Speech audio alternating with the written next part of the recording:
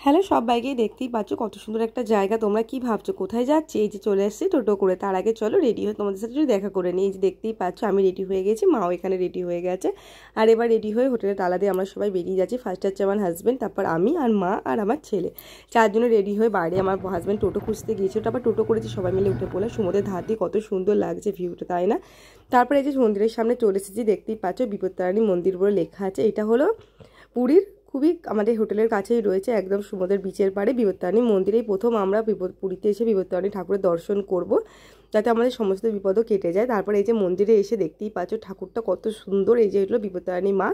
আমরা ওখানে তো কালী মাকে বিপত্তারিণী হিসেবে পুজো করি, কিন্তু এই প্রথম আমাদের জীবনে আমরা বিপত্তারিণী ঠাকুর দেখলাম। আর পাশেই তো রয়েছে জয় জগন্নাথ, কারণ এটা যেহেতু পুরী, জগন্নাথ তো প্রতিটা মন্দিরেই থাকবে।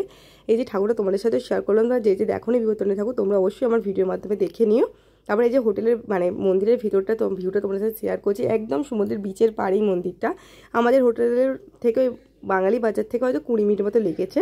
তারপর মন্দিরটা ঘুরে আমরা এই যে সবাই বেরিয়ে পড়ছি। ভিডিওটা ভালো লাগলে অবশ্যই লাইক করলাম, ভিডিওটা ভালো লাগলে লাইক করো। এই যে আমরা আবার টোটো করে পরের উদ্দেশ্যে চলে যাচ্ছি। কোথায় যাচ্ছি জানতে হলে প্লিজ এখন এই চ্যানেলটা ফলো করে দাও।